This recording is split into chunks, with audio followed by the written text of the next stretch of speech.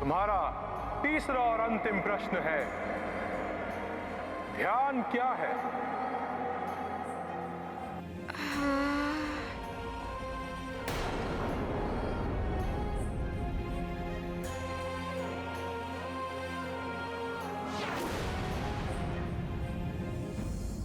ओहो, उत्तर तो समझ में ही नहीं आ रहा है। और ऊपर से ये द्वार, यदि ये खुल गया तो मुझे धुएं में परिवर्तित करके न जाने कहाँ उड़ा देगा। मन को एकाग्र करना होगा। शीघ्र बताओ बालक, ध्यान क्या है?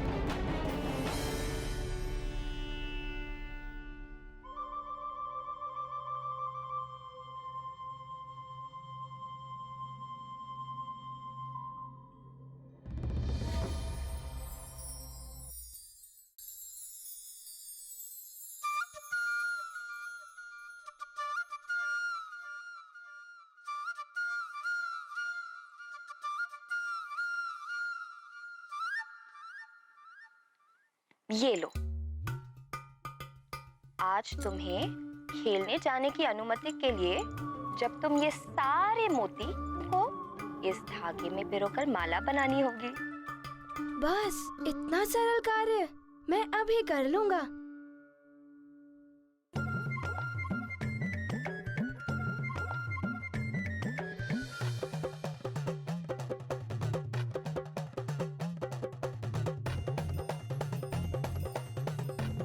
ये लीजिए माँ, मैंने पिरो दिया।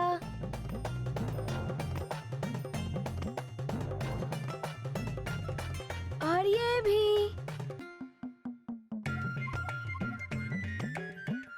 और ये। शीघ्र हनुमान,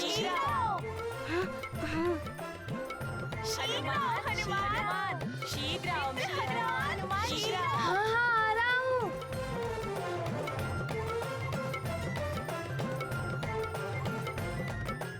ये लीजिए माँ, पिरो दिया।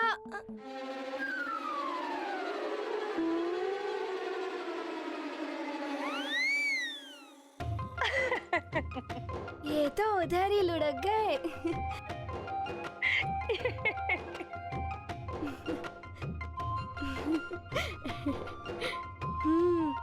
मैं वापस बनाऊंगा।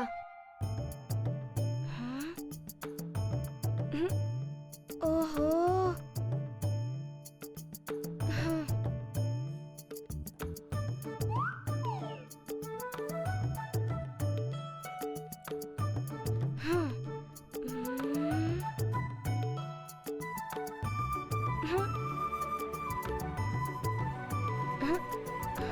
अरे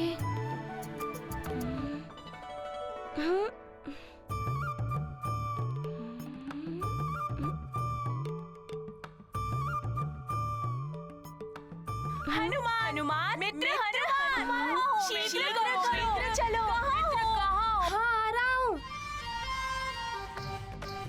ये क्या, एक भी मोती नहीं पिरो पा रहा हूँ मैं अब।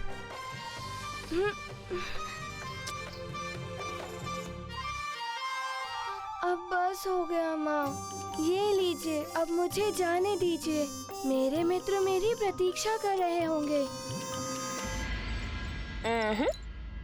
पहले ये छोटा सा कार्य पूरा करके दिखाओ। नहीं माँ, अब मुझसे नहीं होगा, मुझे बहुत विलंब हो रहा है। पुत्र हनुमान, सारे कार्य बल और स्फूर्ति से नहीं होते। कुछ कार्यों में धैर्य और ध्यान की आवश्यकता होती है। ध्यान? ये ध्यान क्या होता है माँ? ध्यान एकाग्रता की चरम सीमा होती है। जब तुम सारी ओर से अपना मन हटाकर धागे और मनकों के छिद्र में अपना सारा ध्यान केंद्रित कर दोगे, तब तुम इस माला को पिरोने में अवश्य सफल हो जाओगे। अच्छा, तो इसे कहते हैं ध्यान। हाँ पुत्र, एकाग्रता के बिना कोई कार्य पूर्ण नहीं होता। ऋषि मुनि भी एकाग्र होकर ध्यान लगाते हैं, तभी वे भी अपनी साधना में सफल हो पाते हैं।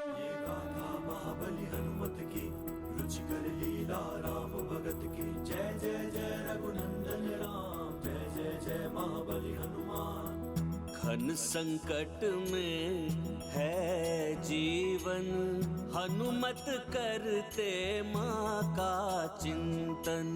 सहजता से पाठ सिखाया, ध्यान का सच्चा अर्थ बताया।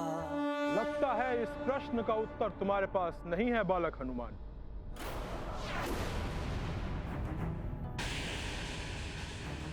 जब मन एकाग्र होकर समस्त इंद्रियों को एक ही लक्ष्य पर केंद्रित कर दे, उसे ही कहते हैं ध्यान। उत्तम, अति उत्तम। सद्बुद्धि से जीती चुनौती, माँ वचनों की अद्भुत शक्ति। शिथिल पड़ गया धूम्र कवार, खुला स्वर्ग का अंतिम द्वार। ये गाथा महाबली हनुमत की, रुचिकर लीला राम भगत की। जय जय जय रघुनंदन राम, जय जय जय महाबली हनुमान। जय जय जय रघुनंदन राम, जय जय। अरे वाह,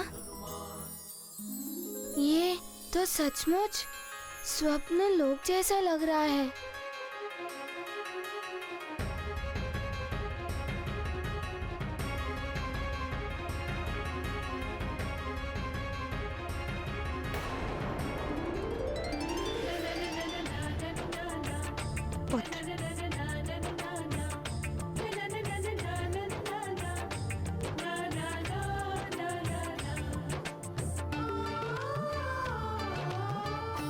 ऐसा क्यों प्रतीत हो रहा है जैसे हनुमान यहीं कहीं है?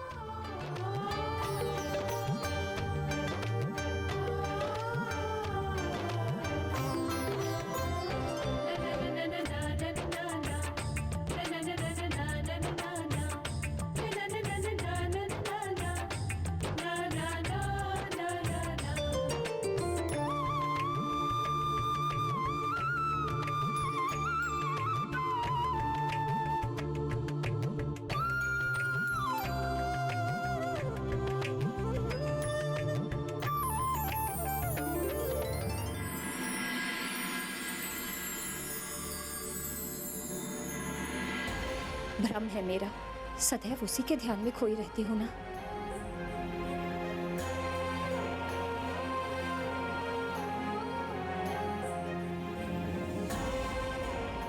क्या हो गया है मुझे? हनुमान यहाँ कैसे आ सकता है, वो भी बिना इंद्रदेव की अनुमति के?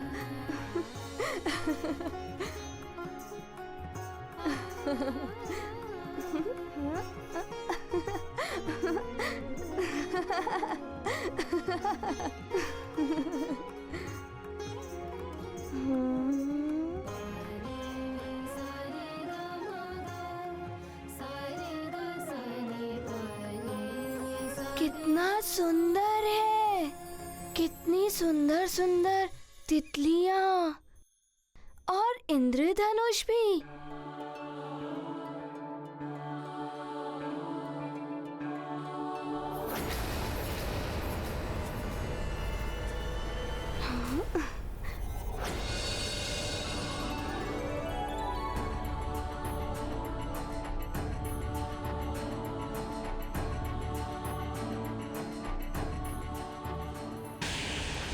प्रधान द्वारपाल, क्या तुम्हें स्वर्ग के नियम स्मरण नहीं?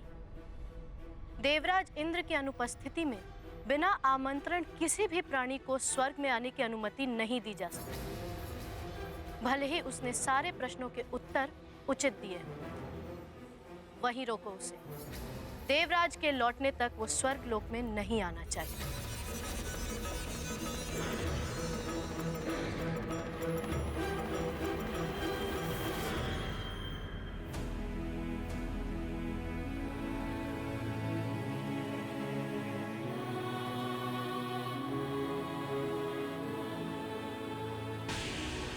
जाओ हनुमान।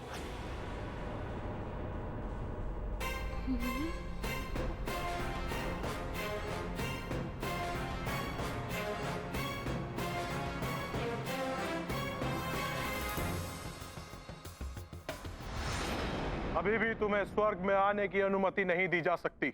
किंतु क्यों? मैंने तो सारे प्रश्नों के उचित उत्तर दिए हैं। बालक, देवराज इंद्र अभी स्वर्ग में नहीं है और उनकी अनुपस्थिति में किसी भी बाहरी प्राणी के लिए स्वर्ग के द्वार नहीं खोले जा सकते। किंतु आप ऐसा कैसे कह सकते हैं? मुझे मेरी माँ से मिलना है और मुझे मेरी माँ से मिलने से कोई भी नहीं रोक सकता। मेरी चेतावनी के बाद भी अगर तुम आगे बढ़े तो मुझे बल का प्रयोग करना पड़ सकता है।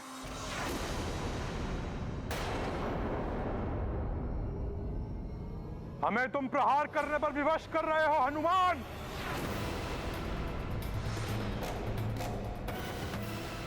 देखिए, मैं यहाँ युद्ध करने नहीं आया हूँ, माँ से मिलने आया हूँ। और कोई भी शक्ति मुझे माँ से मिलने से नहीं रोक सकती।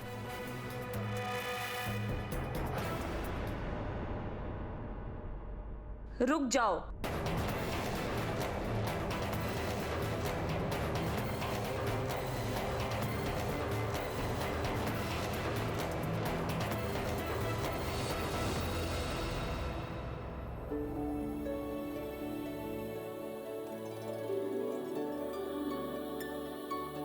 प्रणाम।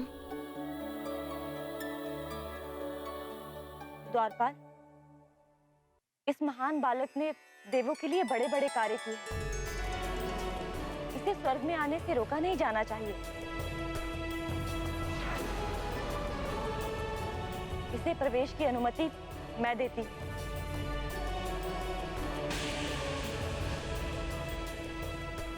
हनुमान, आओ पुत्र, स्वर्ग में तुम्हारा स्वागत है।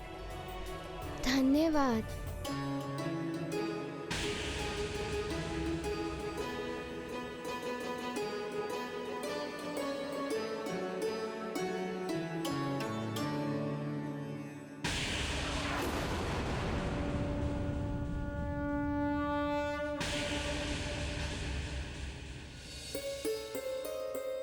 मुझे पहले तो कभी इतनी व्याकुलता नहीं हुई। न जाने क्यों कुछ तो है जो बार बार मुझे हनुमान की ओर खींच रहा। मेरे नेत्र उसकी एक झलक देखने के लिए तरस रहे। कदाचित इसीलिए मुझे बार बार लग रहा कि मेरा हनुमान यही कहीं मेरे समीप ही है। तुमने बहुत ही उत्तम उत्तर दिए हनुमान। अच्छा द्वारपाल जी, क्या आप बता सकते हैं मेरी माता देवी अंजना कहाँ है? आओ हनुमान, मैं तुम्हें तुम्हारी माँ के पास ही लेकर जा रही हूँ। रुक जाइए महारानी शची।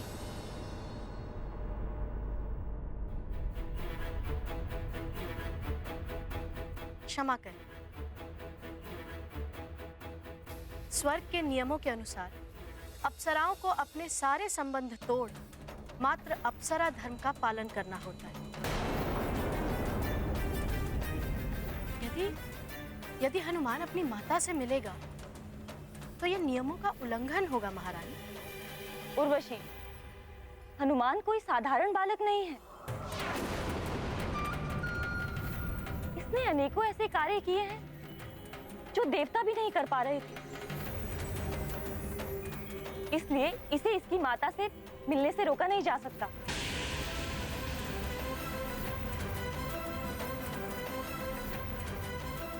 हनुमान कुछ भी कर ले, किंतु मैं इसे अंजना को यहाँ से नहीं ले जाने दूंगी। आओ हनुमान, मैं तुम्हें तुम्हारी माँ से मिलवाती हूँ। आप बहुत अच्छी हैं महारानी जी।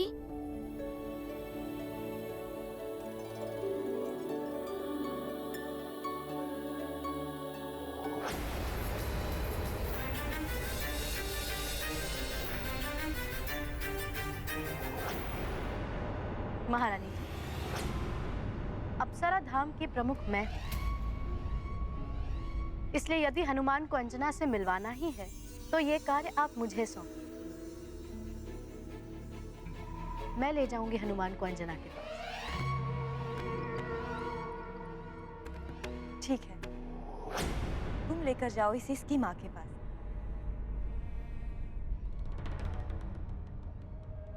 चलो हनुमान। हाँ, प्रणाम महारानी। आओ मेरे साथ। चलिए।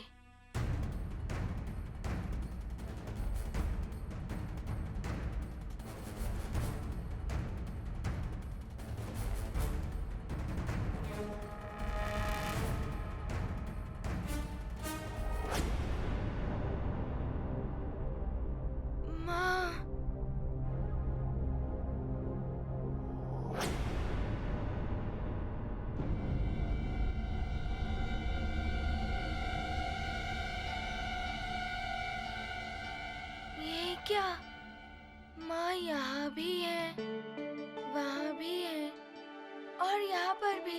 ये क्या है उर्वशी? तुम तो हनुमान को उसकी माँ से मिलवाने लाई थी ना? माँ से ही तो मिलवा रही हूँ महारानी। तुम हनुमान की परीक्षा ले रही हो? इसका तुम्हें कोई अधिकार नहीं है। मैं प्रधान अप्सरा हूँ महारानी। यदि किसी को भी किसी अप्सरा से मिलना है तो उसे परीक्षा तो देनी ही होगी ना, अन्यथा तो कोई भी किसी अप्सरा से मिलने चला आएगा। हनुमान, ठीक से दर्शन कर लो अपनी माँ के, और यदि तुमने इनमें से अपनी वास्तविक माता को पहचान लिया तभी तुम्हें अपनी माँ से मिलने का अवसर मिलेगा, अन्यथा तुम्हें यहाँ से वापस जाना पड़ेगा। बोलो, स्वीकार है तुम्हें? मुझे तो वैसे भी हर क्षण हर ओर मेरी माँ ही दिखाई देती है। मैं अवश्य पहचान लूंगा उन्हें। ठीक है, पहचान लो। यदि तुमने अपनी माँ को पहचानने में भूल की तो यह सिद्ध हो जाएगा कि तुम्हारा मातृ प्रेम मिथ्या है और तुम्हें अपनी माता की कोई आवश्यकता नहीं।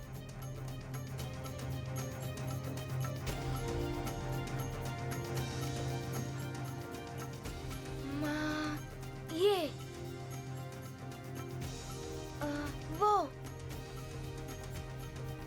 ये है माँ, ये वाली है।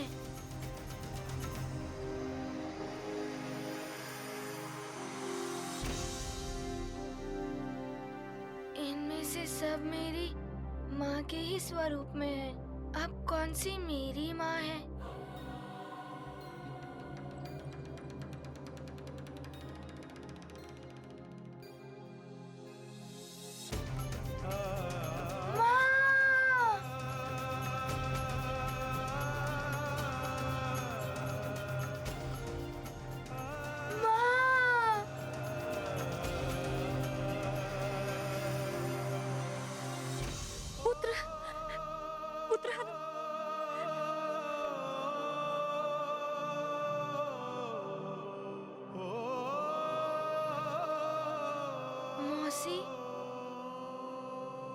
महारानी जी, ये सब मेरी माँ के स्वरूप में तो है, किंतु इनमें से कोई भी मेरी माँ नहीं है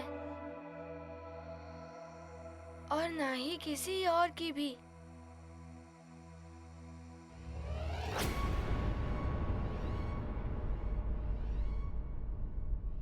ये तुम कैसे कह सकते हो कि इनमें से कोई तुम्हारी माता नहीं?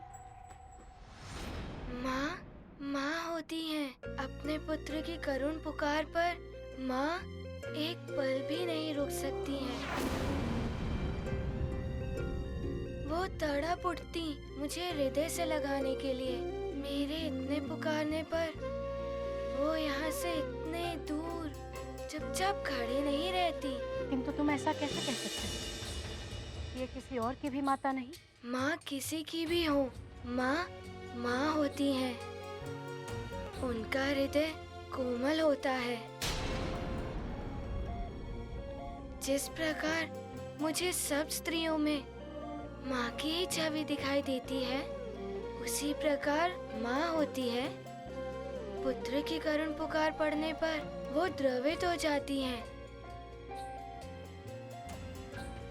किंतु इनमें से किसी का मन द्रवित होना तो दूर, कोई हलचल भी नहीं हो रही है।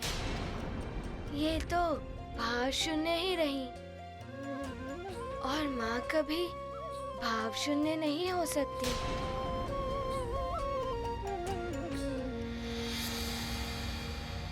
उर्वशी, अब तो हनुमान तुम्हारी परीक्षा में भी उत्तीर्ण हो गया ना?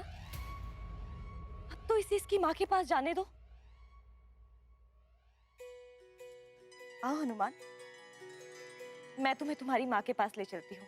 आओ।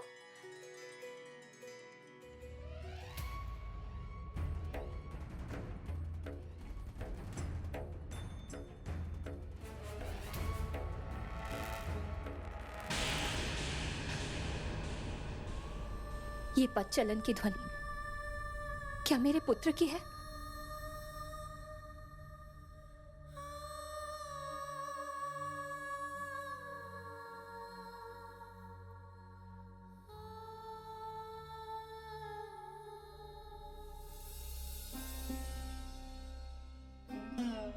ये क्या हो रहा है मुझे?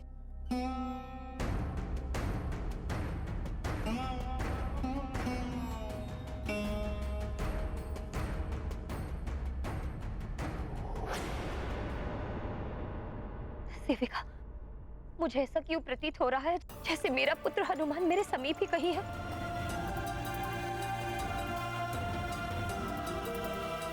मुझे तो उसके पदचालन की ध्वनि भी सुनाई दे रही है। आपका अनुमान बिल्कुल सत्य है। आपका हनुमान यहाँ स्वर्ग में आ चुका है।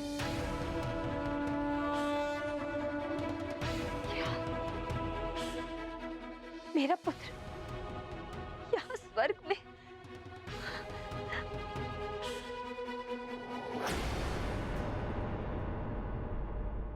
कहीं ये स्वप्न तो नहीं है? नहीं, ये स्वप्न नहीं, ये सत्य है। किंतु किंतु किंतु क्या? किंतु ऐसा लग रहा है कि उर्वशी उसे आपसे मिलने ही नहीं देंगी। माँ और पुत्र के मिलन को कोई नहीं रोक सकता।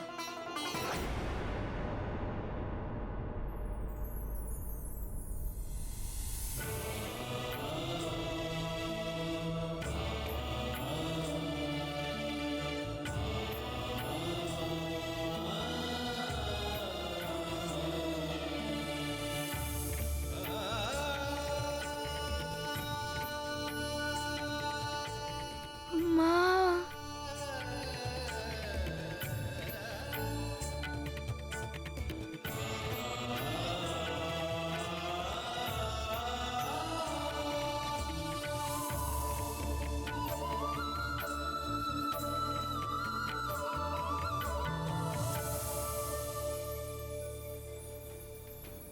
माँ,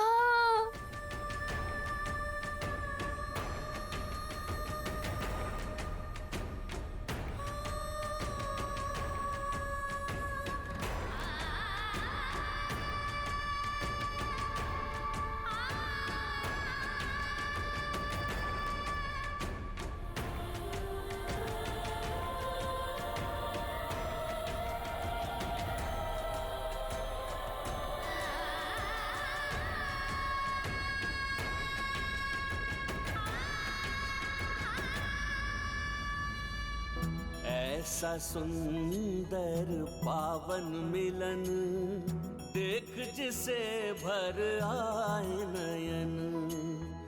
मिले हनुमत को माँ के दर्शन, भावुक हो गए केसरी नंदन।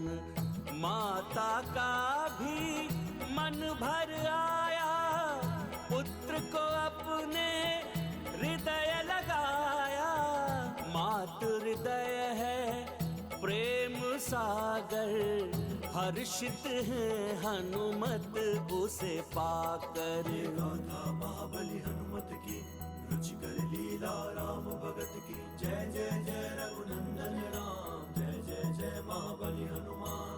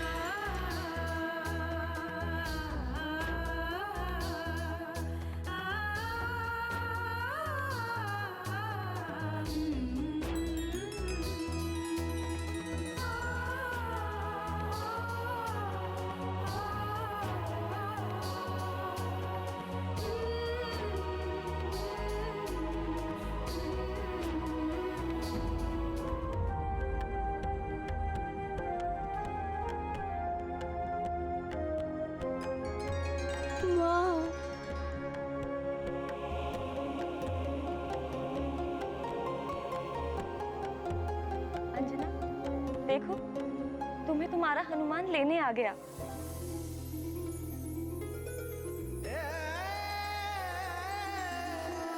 हनुमान, मेरे पुत्र, कैसे हो तुम? तुम्हें बिना बताए नहीं आना चाहती, पर बता नहीं पाती।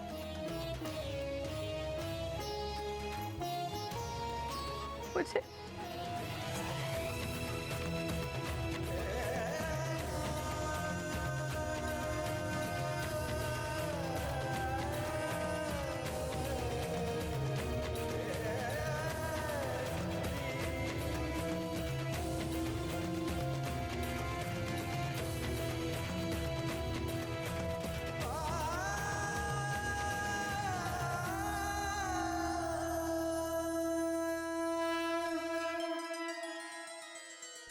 माँ, आप ऐसा मत कहिए।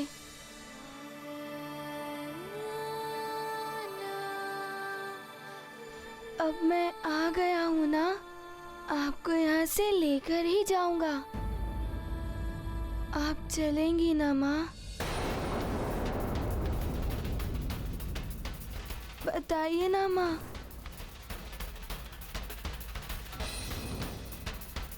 अंजना, तुम्हें ले जाने के लिए हनुमान यहाँ तक आ गया है। अब तुम प्रसन्नता पूर्वक इसके साथ चली जाओ।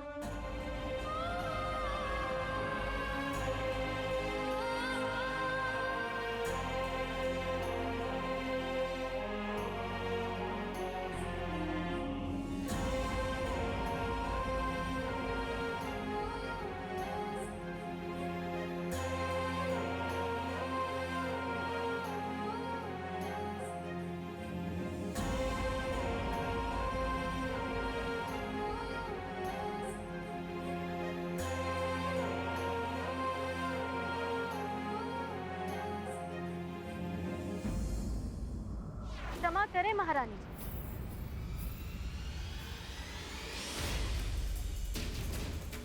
किंतु अंजना यहाँ से ऐसे वापस नहीं जा सकती।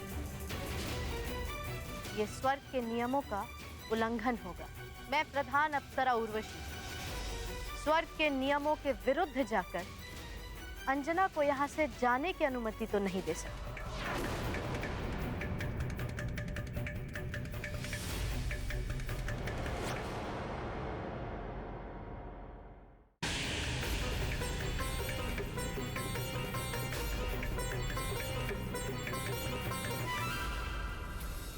आप ऐसा क्यों कह रही हैं मौसी जी? अनुमति दे दीजिए ना।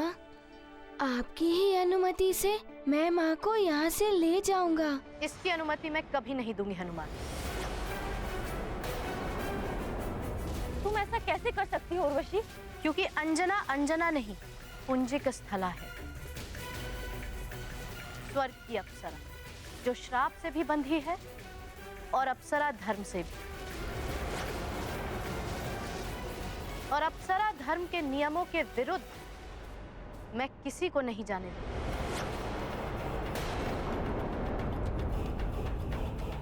देवराज के अतिरिक्त ये अनुमति कोई नहीं दे सकता।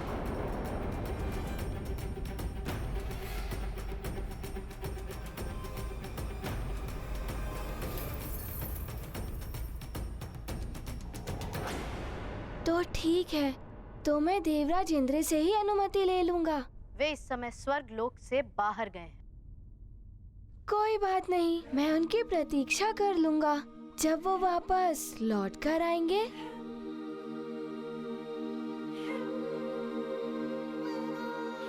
तब मैं उनसे अनुमति लेकर माँ को यहाँ से ले ही जाऊंगा।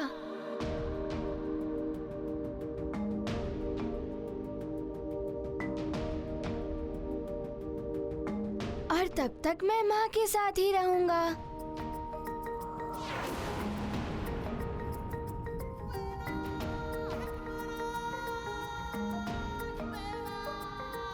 तुम भूल रहे हो हनुमान, ये स्वर्ग है और नियमों के अनुसार कोई भी अप्सराओं के साथ नहीं रह सकता।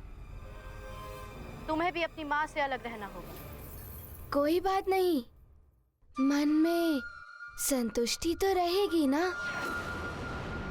कि मैं माँ के आसपास ही हूँ। तो मैं कहीं भी रह लूंगा और कितने दिन भी रह लूंगा। कितने भी दिन? कितने भी दिन क्या? स्वर्ग की एक मर्यादा है। मृत्यु और सद्गति के बिना कोई भी मनुष्य यहाँ 5 दिन से अधिक नहीं रह सकता। तुम भी यहाँ 5 दिन से अधिक नहीं रह पाओगे। किंतु आप ऐसा क्यों कह रही हैं? यही नियम है। 5 दिन पश्चात स्वर्ग की अद्भुत दिव्य शक्तियाँ स्वतः ही तुम्हें यहाँ से बाहर निकाल देंगी।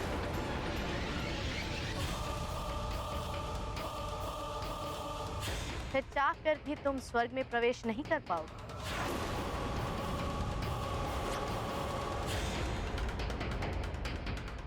मौसी जी, 5 दिन भी कम नहीं होते।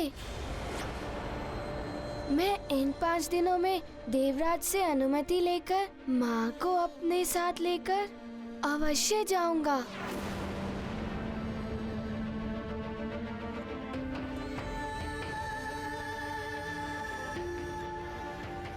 मैंने उचित कहा ना माँ? बताइए ना माँ, मैंने उचित कहा ना? इन 5 दिनों में मैं देवराज से अनुमति लेकर आपको यहाँ से ले ही जाऊंगा।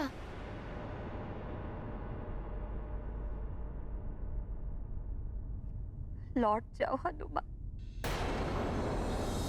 अब मेरा यहाँ से वापस जाना असंभव है।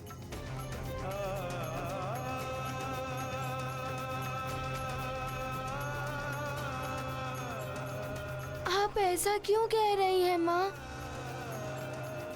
यदि आप नहीं जाएंगी तो मैं यहीं रह जाऊंगा आपके साथ।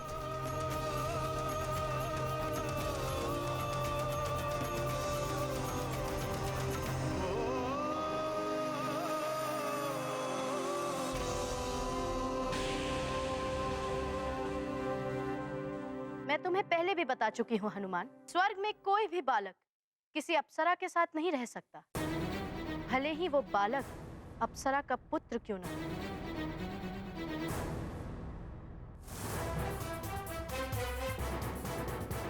उर्वशी, देवराज यहाँ नहीं है, इसका अर्थ ये नहीं कि तुम किसी के बारे में कोई भी निर्णय सुनाने लगोगी।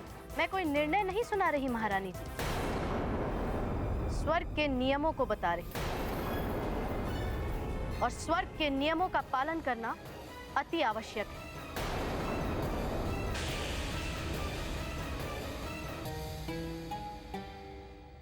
स्वर्ग में कोई भी बालक किसी अप्सरा के साथ नहीं रह सकता, भले ही वो बालक अप्सरा का पुत्र क्यों ना हो। उर्वशी, देवराज यहाँ नहीं है, इसका अर्थ ये नहीं कि तुम किसी के बारे में कोई भी निर्णय सुनाने लगोगी। मैं कोई निर्णय नहीं सुना रही महारानी जी, स्वर्ग के नियमों को बता रही।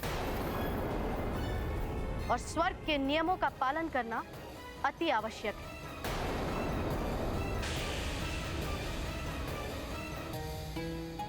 ये बालक बिना आमंत्रण स्वर्गलोक में आया है। यदि ये यहाँ रहेगा तो पुंजिक स्थला के साथ नहीं, अतिथि गृह में इसके रहने की व्यवस्था की जाएगी।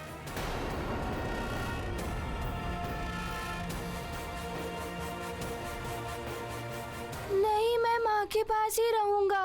माँ, मैं आपको छोड़कर नहीं जा सकता, मैं आपके बिना नहीं रह सकता। माँ,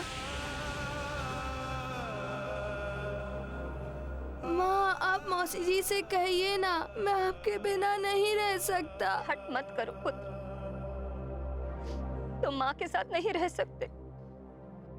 नहीं, मैं आपके साथ ही रहूंगा।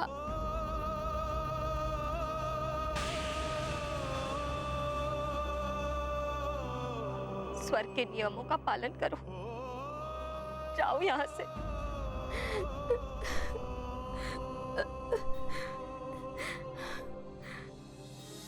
चलो मेरे साथ।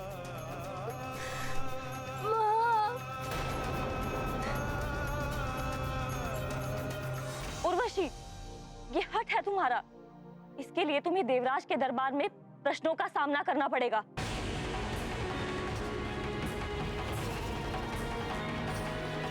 चलो। हनुमान, माँ,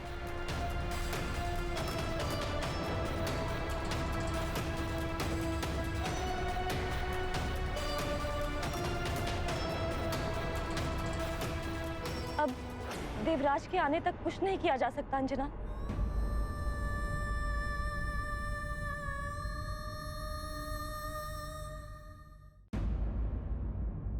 नारायण नारायण। प्रणाम देवर्षि। कल्याण। क्या बात, आज आप बड़े प्रसन्न दिखाई दे रहे हैं। देवराज इंद्र स्वर्गलोक में आपकी कोई प्रतीक्षा कर रहा है। आप शीघ्र ही स्वर्गलोक पहुंचिए। स्वर्गलोक में प्रतिपल लोग मेरी प्रतीक्षा करते ही रहते हैं। यदि इस बार भी कोई प्रतीक्षा कर रहा है तो इसमें नवीन क्या है। स्वर्गलोक में जो आपकी प्रतीक्षा कर रहा है, यदि आप उसके वास्तविक रूप को पहचान लेंगे तो आपका जीवन सफल हो जाएगा।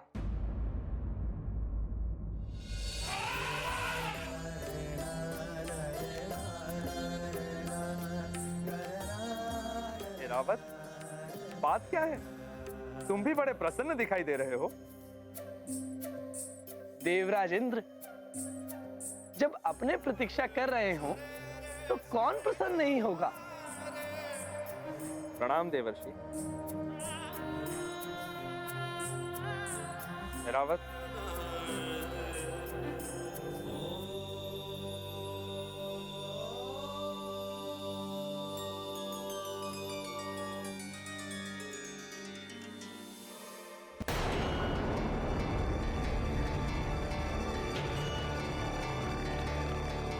आज से अगले 5 दिनों तक तुम्हें यहीं रहना है।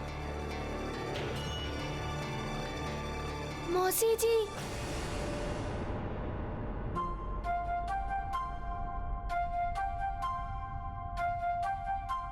मुझे माँ के पास जाने दीजिए ना मौसी जी।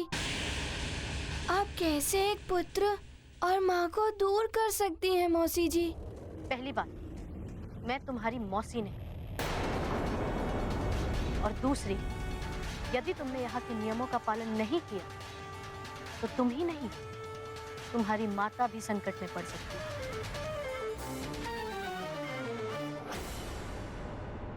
अच्छा, तो ठीक है, आप मुझे इतना ही बता दीजिए कि देवराज कब लौटेंगे। मैं उनसे अनुमति लेकर शीघ्र ही सुमेरु लौट जाऊंगा। वहाँ सब मेरी प्रतीक्षा कर रहे होंगे। तो तुम अभी ही चले जाओ, इसी क्षण वापस लौट जाओ, क्योंकि 5 दिन पश्चात तो तुम्हें जाना ही पड़ेगा हनुमान। मैं तो देवराज की अनुमति से ही माँ को यहाँ से लेकर जाऊंगा।